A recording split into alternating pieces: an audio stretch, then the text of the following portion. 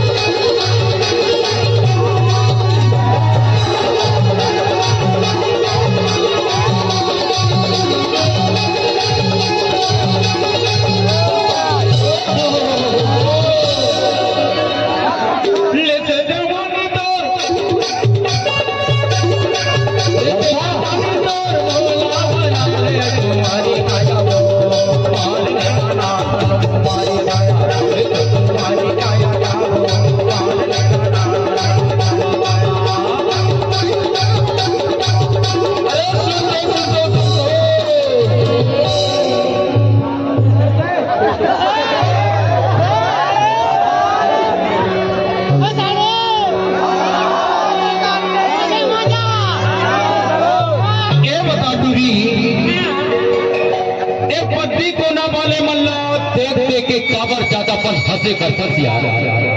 अरे हंसे में का होते हंसे में का होते के थी एक पति को न बोले मल्ला देख देख के काबर ज्यादापन हंसे कर था। अरे हंसे में का होते उसका मतलब बता दा।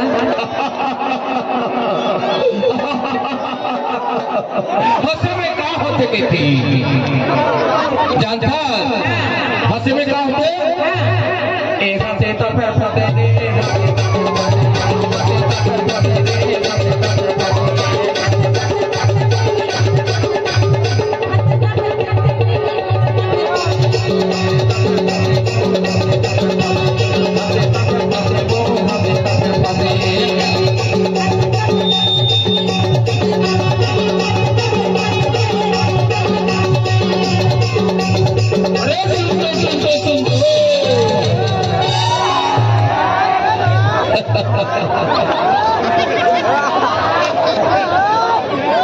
हंसे में क्या होते की थी।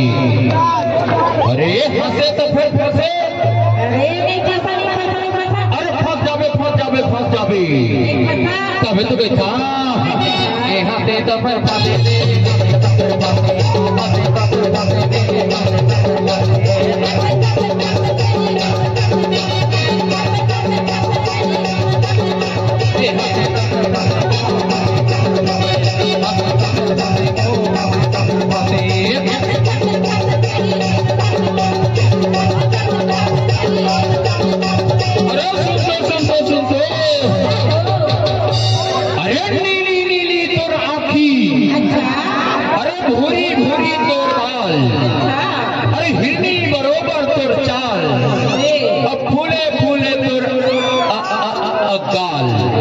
तभी तो वहां से अरे नीली नीली आखी तोर पूरी पूरी जोड़ी मल्ला रे वो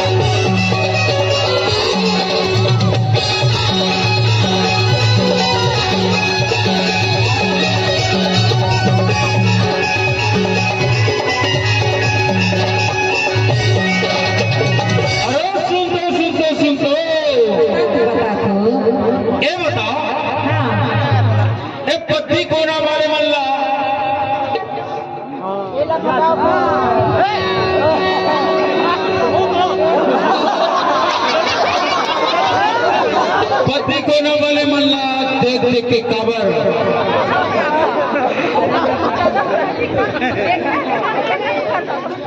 धीरे धीरे मजा लो डिस्टर्ब करो